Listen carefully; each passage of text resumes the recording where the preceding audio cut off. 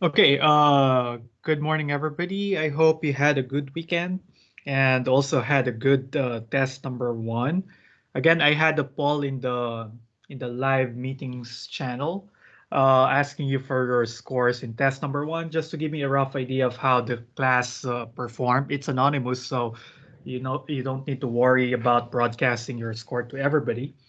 For today, as some of your classmates informed me earlier, you went over computing volumes using washer and disk methods.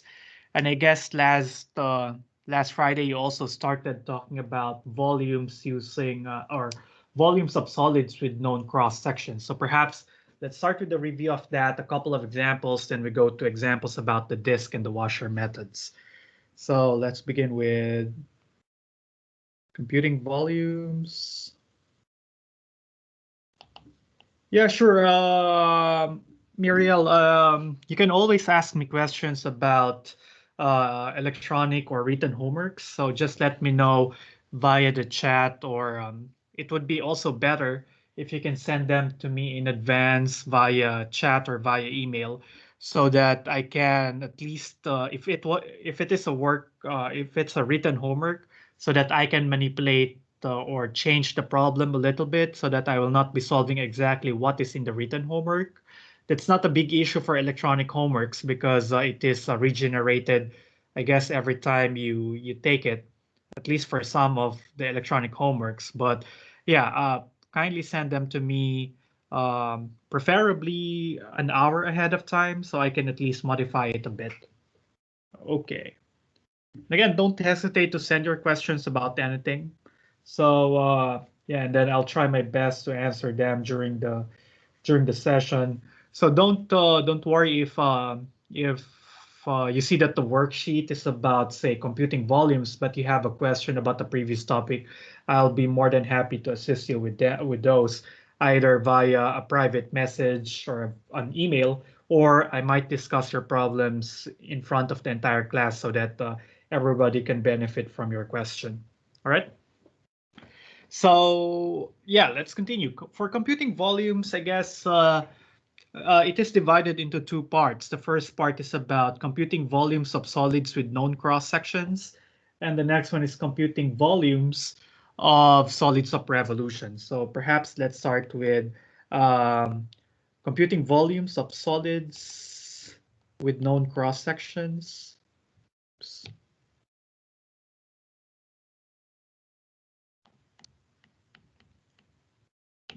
Okay. By the way, I have uploaded this version of worksheet number 3, which included solutions to problems that we did not discuss in the lecture last time, especially those involving the areas. I guess I have 9 problems in the worksheet concerning areas, but we were just able to answer 4 or 5 of them. So I included also the solutions to those that I did not discuss or that we were not able to discuss in the lab. So yeah, you can go back ahead, go back in the worksheet, redo them on your own, and then check your answer with the annotated version that I posted. And I'll do the same thing for volumes. All right. So okay, solids with known cross sections. So basically, in a problem, you will be you will be given information about certain solids, and those solids typically will have known cross sections and known bases. I mean, so you will be told that the base of a solid, of course, this is three-dimensional. A quick disclaimer: I am not good at drawing three-dimensional objects, so kindly use your imagination and please bear with me as I do my best in discussing these things to you guys. So, solids with known cross sections. The first information that you will be typically be given is how does the base of the solid looks like. So usually you can imagine the XY plane to be the base of your solid, and then the solid is something that comes out of the screen. So the third dimension would be going out of the screen, and then maybe you will be told that the base of the solid is this region R, bounded by y equals f of x, perhaps the x-axis, for instance. and then this guy, right? So the region R serves as the base of your solid. And then you will, the next information that will be given to you is how the cross sections of this solid looks like. So basically you will be either be given the cross sections perpendicular to the x-axis or perpendicular to the y-axis. So if you will be given a cross section perpendicular to the x-axis, so if the cross section is perpendicular. So we'll use this symbol for the term perpendicular. Oops.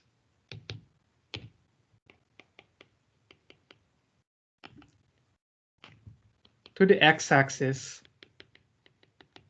then you will need to use the variable x, right? So if the cross-section given is perpendicular to the x-axis, then use dx. And alternatively, if the cross-section is perpendicular to the y-axis, then you need to use dy in your integral.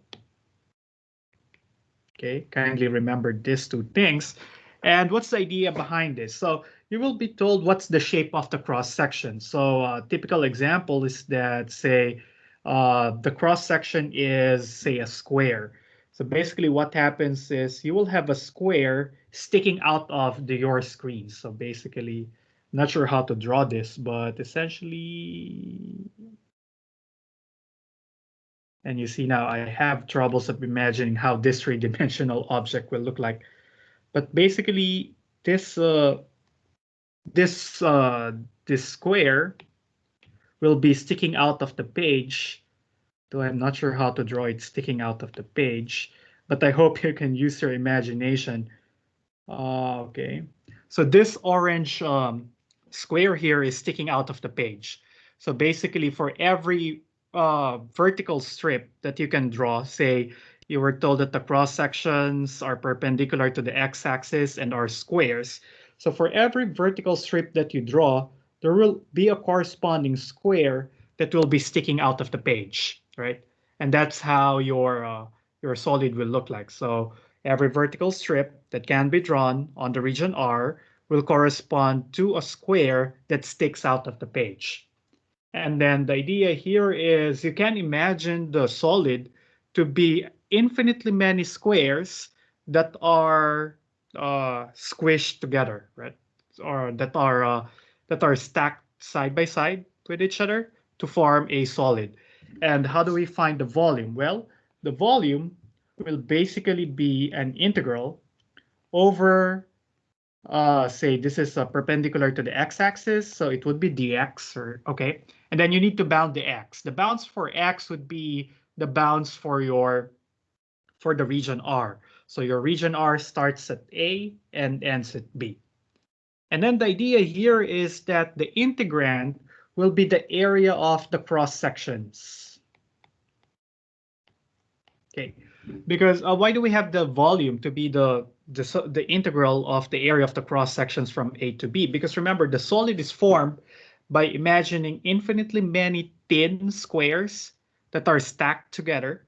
So basically what we are doing is getting the area of each of those squares and then summing them up.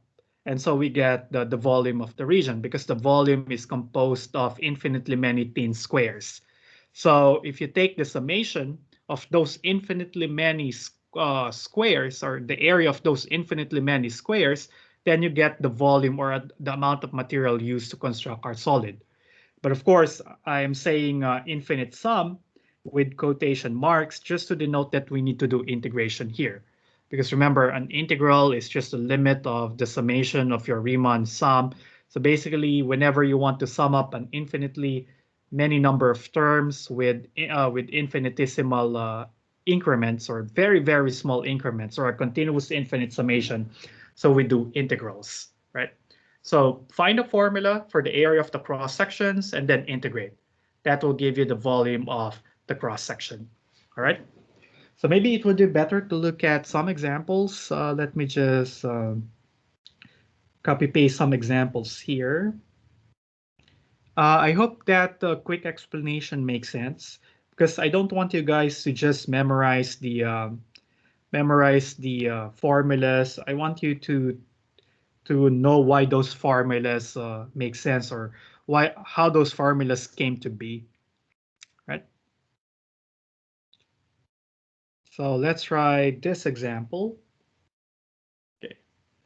This is example 10 from the worksheet. Okay. So the base of a solid is the region bounded by the circle x squared plus y squared equals 9. Find the volume of the solid given that the cross sections perpendicular to the x-axis are squares. So let's draw a picture just to give us a rough idea of how the solid looked like, or at least how the base looks like.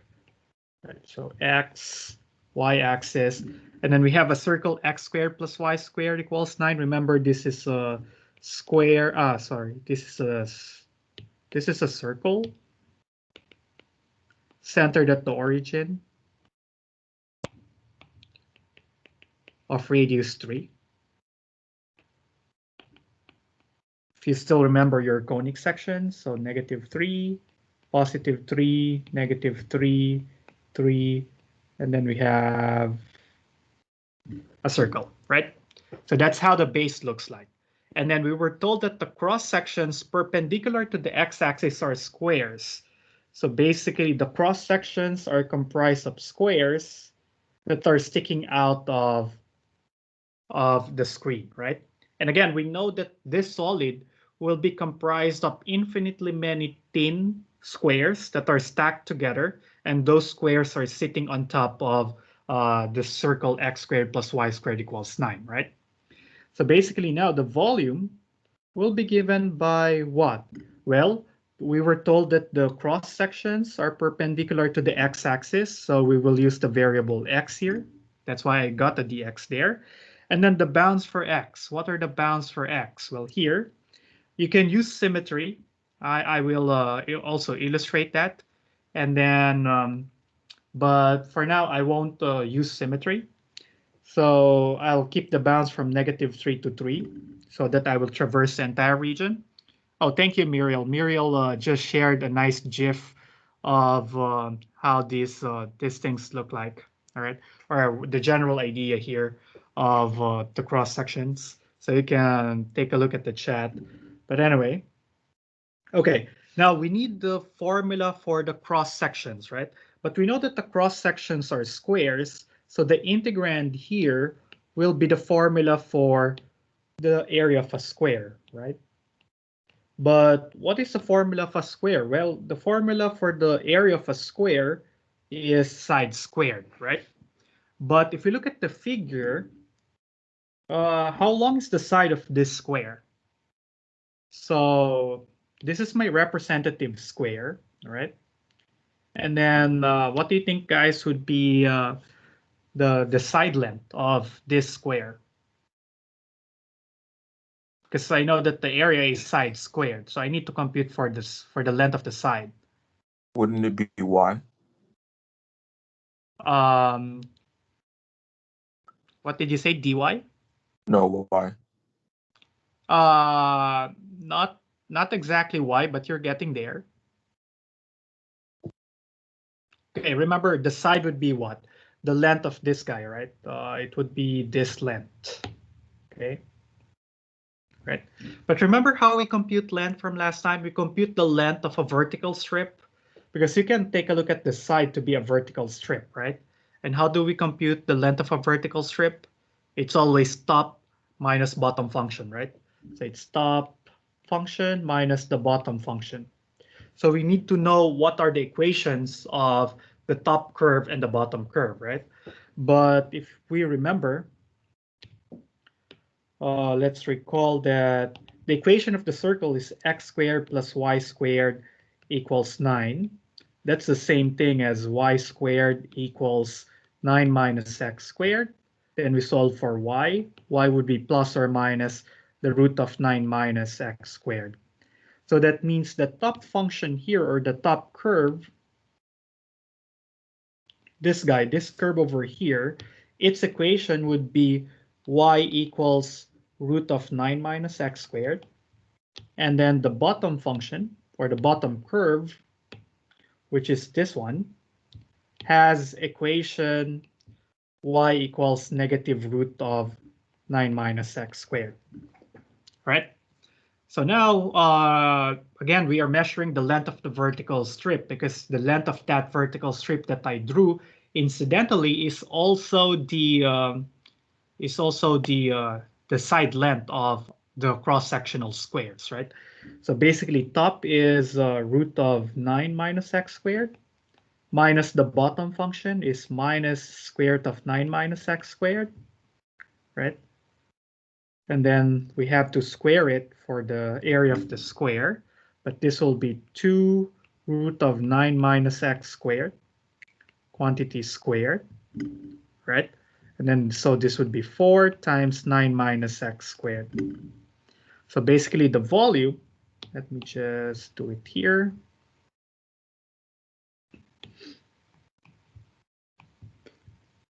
So the volume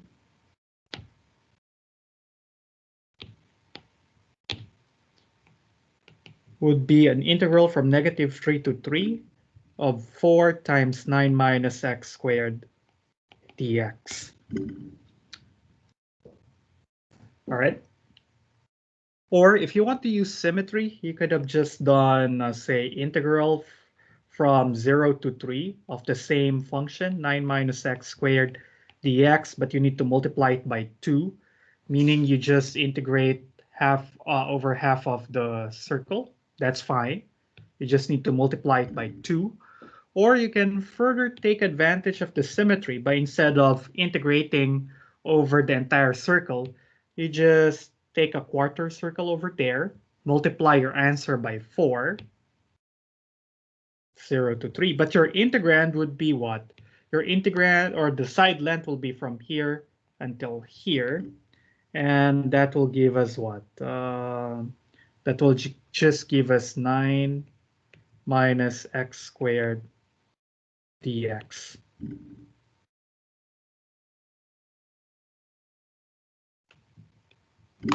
Or is that correct? I'll have 8. I'll have 4. Oh, I'm not sure with the last one, because I guess there should be an 8 in there. So let me stick here. Yeah, so that I will not overdo the symmetry. I guess if I'll do only a quarter circle, I need to multiply it by 8. Okay. But for these two answers, I'm sure I'll get 144 cubic units. Right? Any questions for this, guys?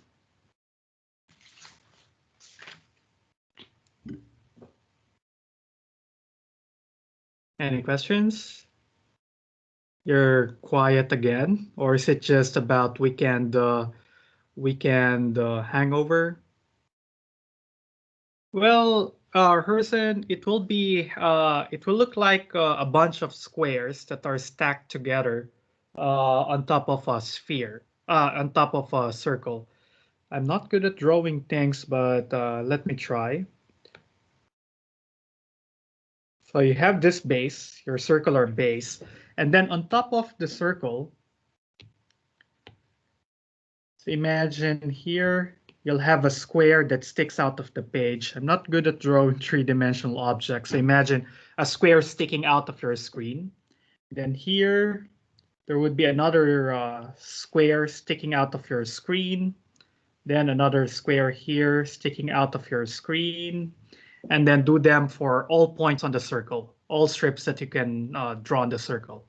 So it's just that it will look like like a puzzle wherein you are building up squares of different side lengths that are stacked side by side on top of a circle, right? Yeah, maybe I should have searched the net for how this will look like. But if you go back to the chat, Muriel sent an interesting GIF that shows. I guess this is semicircles as cross sections on top of a circular base. I think. Yeah. Okay. Yeah, I always tell my students that they should have little bit more imagination as I discuss this because I'm not good at sketching three-dimensional objects. All right. And if you can visualize it that way, then you can make sense of the formula. You are just integrating the area of the cross sections because integration is like an infinite summation. So we are summing up infinite areas of squares of different side lengths. So that's why we had an integral. I guess somebody wants to ask a question. Yeah, I had a Go ahead. question. Sure. Can you scroll down a little bit? Yeah, right there, I think. Yeah, okay. So when you solve for y, right, and you had that equation right there, how come you didn't just square it and that was your area? This here. Yeah. Well, the thing here is that would be this would be y, right? You can square it, but that won't give you the actual area of the region because the thing here is this. The area will depend on this the length of this vertical strip, right? So if you will just square this guy, or actually if you will just consider this, you will be missing the other half of the vertical strip because here your y squared is always positive, right? So you will be neglecting this whole the whole part of the square corresponding to negative y values because at this particular point you will not be seeing negative y values. So that's why usually I want to get a picture of how the cross sections look like, or at least how they are situated with respect to the base of the solid, so that I know graphically how those strips look like, so I can compute them accordingly. But you can remedy that by multiplying it by 2 to signify that, okay, I'm just getting half of it, so I'll need to multiply whatever I get by 2. Okay, thank you. All right. So that's why having at least an idea of how the graph looks like will help us very much in considering the areas or in considering the volumes of these solids. Let me try another one. Problem 11. Let me see.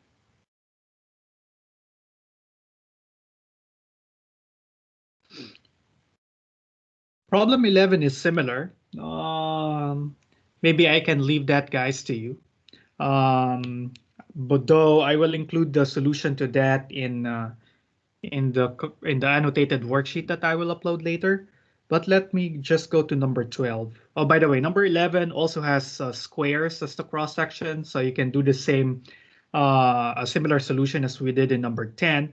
But the difference from number 10 is that for number 11, the base of the solid is the parabola y equals 1 minus x squared on the first quadrant. So make sure you sketch the region right there. Okay, let me go here. Okay, so let me go to number 12, if that's okay. Okay. The good thing about problem 12 is that the base of the cross section, the base of the solid looks similar to the base for number 11. So you can pick bits and pieces of the solutions that we will do for number 12 and what we have done for number 10 so that you can answer number 11 on your own. Okay, so let's start with a quick sketch of the region. So the base would be on the first quadrant, and it would be off the parabola y equals 9 minus x squared. The vertex is at x equals 0, and if x is 0, y is equal to 9. Okay, and then I know that here, what would be the x value here? X value here is 3, because when x is equal to 3, then y would be equal to 0, and this would be the base of our solid, right? Only the region in the first quadrant bounded by the parabola. So that's the region R, right? And then we were told that the cross sections are perpendicular to the x-axis. So that reminds us, okay, the volume will be an integral in x, right? Because the cross sections are perpendicular to the x-axis, and so we need the bounds for x. Now, how does the what are the bounds here? The region started from x equals 0 and ended up at x equals 3. So the bounds would be from 0 to 3. All right. And then the integrand would be the area of the cross sections. What are the cross sections here? The cross sections are semicircles. So imagine having semicircles sticking out of the page. So here I have my vertical strip, which is perpendicular to the x-axis, and I will use that to draw semicircles sticking out of the page. So I hope you can imagine a bunch of semicircles with diameters lying on the region R sticking out of the screen, and that would be your three-dimensional object. So if you have a vertical strip here, then you will have a bigger semicircle. And if you do this infinitely many number of times, or at least sufficiently number of times, you can build up your solid here, right? Now we know that the integrand would be the area of the cross section. So here, our cross sections are semicircles. So we need to find the formula for the area of these semicircles. But remember that the formula for the area of a semicircle is half the area of a circle, right? Area of a circle is pi r squared. We are dealing with semicircles here, so we have that extra 1/2 in front. And then what would be the radius of these semicircles? Well, if you this guy, the vertical strip that we have here, specifically this, is the diameter, right? That's the diameter of our semicircle, and its length would be top function minus the bottom function, right? Because basically that strip, the diameter will be the length of that vertical strip, and we compute lengths of vertical strips using the top minus bottom formula, right? Well, the top function is the parabola, 9 minus x squared, and the bottom function is the x-axis, but the equation of the x-axis is y equals 0. So we have that there, minus 0, that's 9 minus x squared. But this is the diameter, so that means that the radius of our semicircles are 9 minus x squared all over 2, right? So putting this into our formula for the area of the semicircle, we'll have 1/2 pi times 9 minus x squared all over 2 quantity squared, right? And then that would be what I'll put into the integrand, okay? So basically I can rewrite this as what? 4 pi over 8 times 9 minus x squared squared. So that goes here, pi over 8 times 9 minus x squared quantity squared.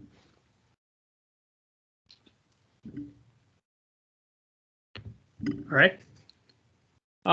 For this particular problem, as well as I think problem 11, we were just told to write an integral that gives the volume, so no need to evaluate. All right. Any questions with this, guys? Is this okay? Are these ones too easy, or is it okay?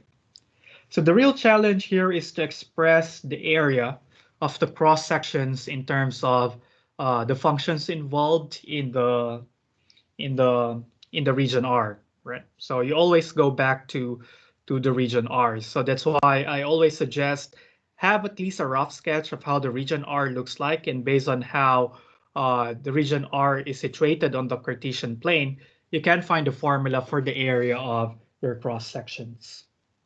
Is it good? Do you want another example, or can we go ahead for solids of revolutions? What do you think? One last example, or go to solids of revolution?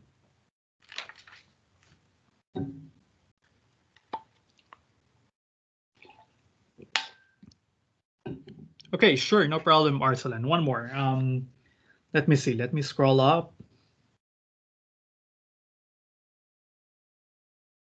Okay. Yes, let's do problem 13. Okay. Oops.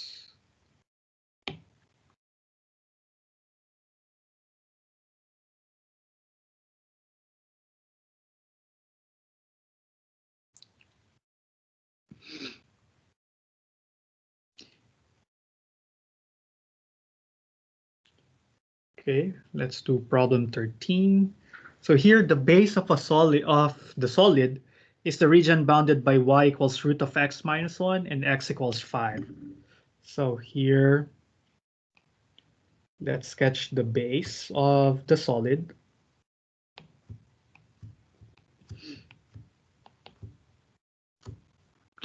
Okay, when x, this is a square root function, so it's a semi-parabola which opens to the right, and it's the upper one because y equals positive root. So when x is equal to 1, y is 0, and then it will go that way, right? So this is y equals root of x minus 1, and x is equal to 5. So that's our boundary here. And so this is our region R, which serves as the base of our solid, okay? And then the cross sections are perpendicular to the x-axis and are squares. So basically what will happen is that we have squares sticking out of the page. So yeah, because the cross sections are perpendicular to the x-axis, so my strips will look like that. And you will have squares sticking out of the page. So I hope, yeah, that's my attempt in a three-dimensional sketch, but hopefully you get the idea. So I have squares sticking out of the page, and yeah, the volume will be an integral in the variable x, because again, the cross sections are perpendicular to the x-axis. And then the bounds for x would be the bounds for the region R. So the region started at x equals 1 and in or at x equals 5. So my bounds are from 1 to 5. And then the integrand would be the area of the cross sections. So here I need to find the area of the square. But remember the formula is s squared. Okay. And then S is the side length. So I need to compute for the length of this side over here, right? Which is also the same as this length, but it would be easier to measure this one because this is nothing more but the length of the vertical strip, right? And again, the length of the vertical strip is top minus bottom. So the top function is root of x minus 1. The bottom function is y equals 0 because it's the x-axis quantity squared. And so our integrand will just be x minus 1 dx.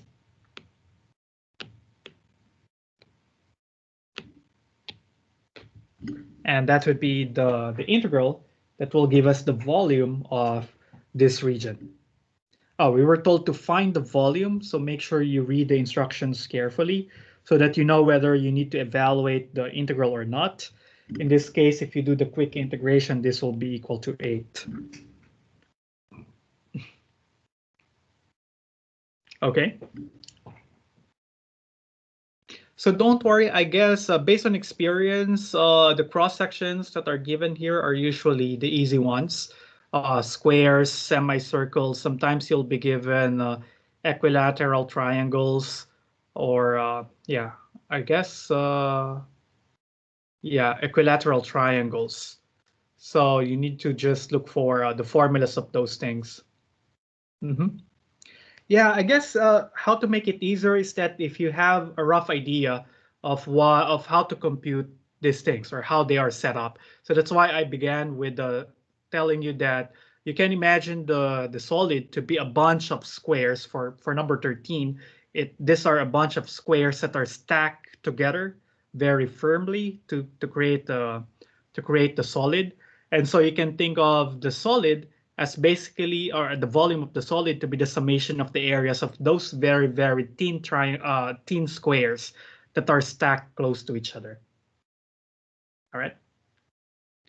Perhaps I can add some more practice problems if you want to do some more, because this worksheet is from Dr. Almus, and she just included a couple of problems. And I guess these are just the easy ones, because I don't think you'll be given very complicated geometry. So basically, you just need to deal with cross sections that are semicircles, squares, perhaps at most equilateral triangles, and that's it. Okay. All right. So if you don't have any other questions about this, maybe let's jump to solids of revolution, if that's fine.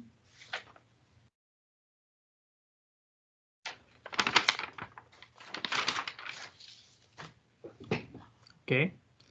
There are no violent reactions in the chat, so I'll go ahead and do solids of revolution. So this is the next type of solids. Again, the first one, or the few examples that we looked at, are solids with known cross sections and bases. Now we will do solids of revolution. So basically, for solids of revolution, you will be given a bounded region. For instance, you'll be given a bounded region like this, from A until B. Okay. And then, so you will be given this region R.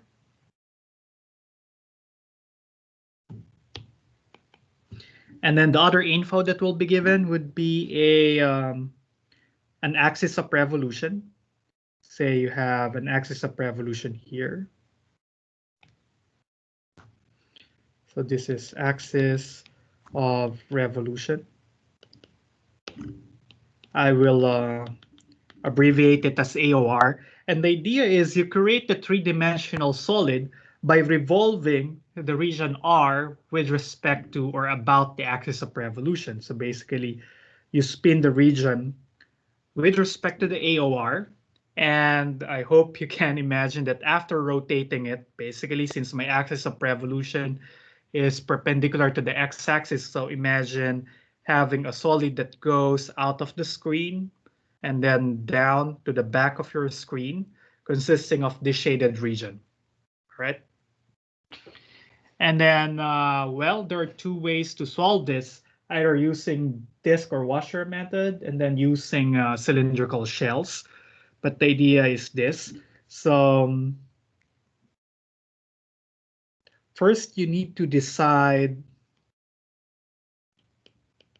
what type of strips to use, whether to use vertical strip or horizontal strips, okay? And now, vertical strips always go with dx, and horizontal strips always go with dy, no matter what method you use, all right? So if you use vertical strips, you use dx. And if you use horizontal strips, then you use dy. And then the next is to determine the corresponding method, right? So for this, you will be given two methods. Either you use disc or washer method,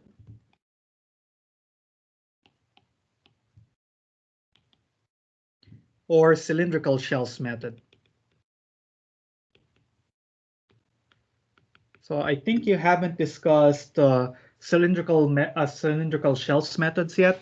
But when they use disc or washer method, use disc and washer method when the strip you use, okay, when the strip use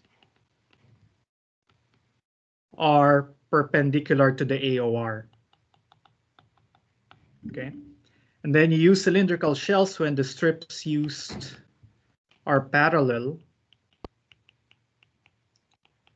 I'll use the double line notation for parallel to the AOR.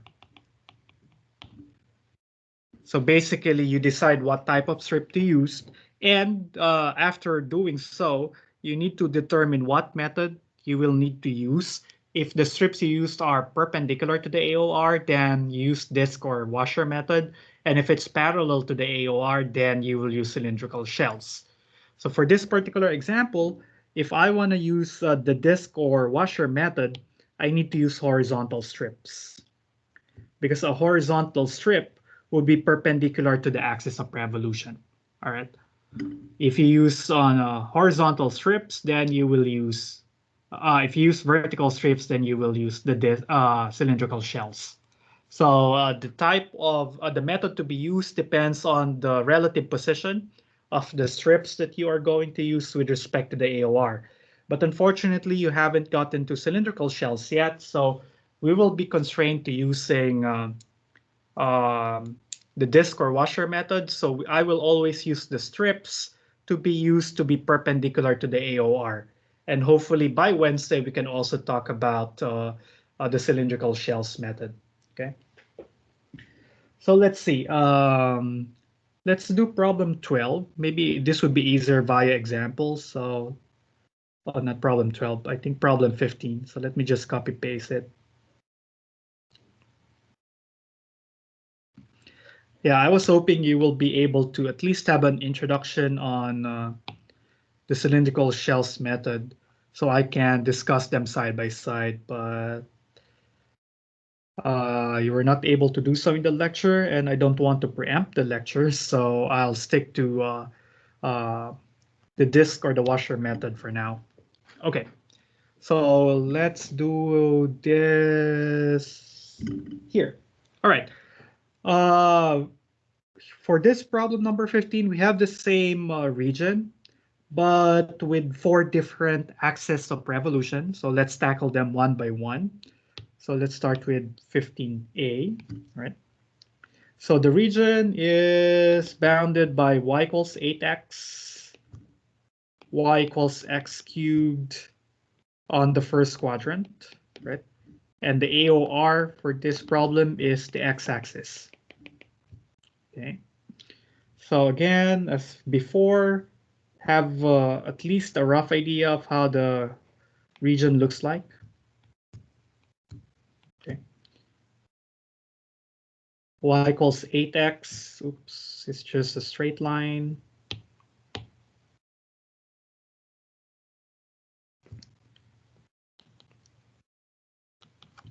And then y equals x cubed. I'm only concerned on the region on the first quadrant, so I'll just draw half of the cubic function here, right? So this is y equals x cubed. And so this is our region to be rotated. Okay. And then let's look at the points of intersection, because the points of intersection gives us the bounds for our integral, right? So perhaps let's solve for them right now. So solve for the POIs. Okay. So we can do so by just equating the two functions together. 8x equals x cubed. So this would be x cubed minus 8x equals 0. And then we can factor out x. So we'll have x squared minus 8 equals 0. So that means x is 0, or x squared equals 8. So x is equal to root 8, plus or minus root 8. And that's plus or minus 2 root 2. Okay. But since we are just concerned on the first quadrant, so we only take x equals 2 root 2. So this is x equals 0.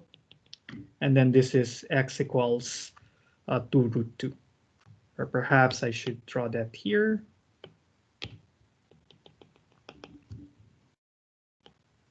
Okay, so those are the bounds. But let's see, since you only know how to work with the disk or the washer method, so let's see. The AOR is with respect to the x-axis. So this is the axis of revolution. Now, in order to use the disk or the washer method, we need strips that are perpendicular to the axis of revolution. Well, since the axis of revolution is horizontal, then we need to use vertical strips, right? So again, for the disk or washer method, we need strips that are perpendicular to the AOR. And again, the AOR is the x-axis, which is horizontal. So we need vertical strips, right? So that's why we will use vertical strips. And again, for vertical strips, this would be an integral in x. All right, always vertical strips are associated with dx. Now, since we are integrating with respect to x, we need bounds for x, but we already knew that the region starts from x equals 0 and ends at 2 root 2. Okay. Now, what will happen here? We need to identify whether this is a disk problem or a washer problem. Now, how will you determine which one? Well, you need to draw a straight line from the AOR towards the region. And you see that there is some portion of the vertical strip that is not in the shaded region, right? So there are some portion of this vertical strip that I drew that lies outside of the shaded region. So that is the indication to you that you should use the washer method, because I hope you can imagine when you do the rotation of the region with respect to the AOR, there would be some hollow or empty space in the solid, right? So this will just be sort of like a conic shape with a hole in the middle, right? So there is an empty space in the actual solid that will be formed. So that means you need to use the washer method. Well, an easier indication, as I have said earlier, is you need to draw a vertical strip from the AOR towards the rest of the region and see if there are some parts of that strip that lies outside of the highlighted region. Well, that's true here because this portion of the vertical strip that I drew was outside of the shaded region. So this is a washer method. So for the washer method, I hope you remember this is the outer radius, or the integrand would be outer radius squared minus the inner radius squared. Okay, so outer radius squared minus inner radius squared. So let's see, what are those radii? Well, the outer radius would be the radius from the AOR towards the last end of our the vertical strip. So basically, the outer radius will be this. And how long is that outer radius? That outer radius starts from x equals 0, y equals 0, and ends at the line y equals 8x. So it's again top minus bottom. So the top is 8x, the bottom would be y equals 0. So the outer radius would be 8x. But remember, we need to square it minus the inner radius. What's the inner radius? Well, that's just the radius that is totally inside the region. So the blue one, the blue vertical strip represents the inner radius, right? So the inner radius would be, the inner radius, well, sorry, that's not the inner radius. The inner radius would be this guy.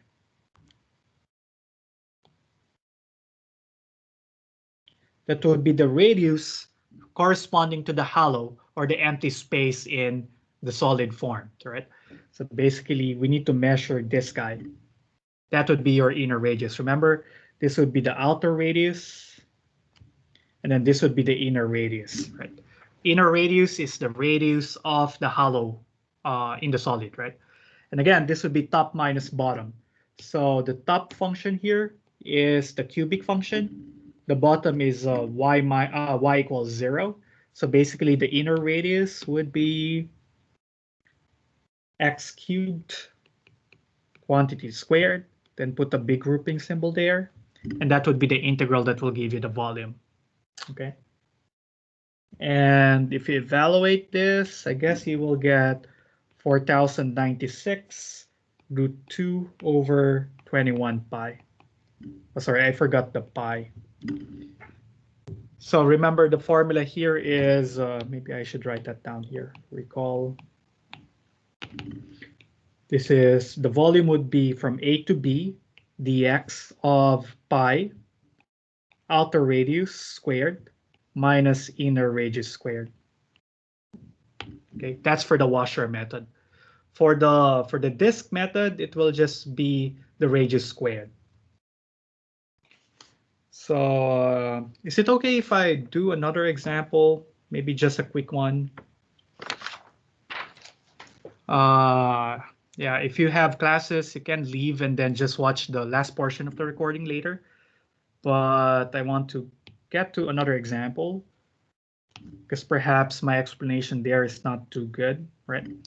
So let's try part B. So for part B, we have the same shaded region. So I'll just sketch them a little bit there. So this is x equals 0. This is 2 root 2. Still, this is our shaded region. But for problem B, the AOR is, what is the AOR here? The AOR is the y-axis. Okay, so that means we need to rotate the region that way. Okay, now since we are using disk or washer method, so here we need strips that are perpendicular to the axis of revolution, and those would be horizontal strips, right?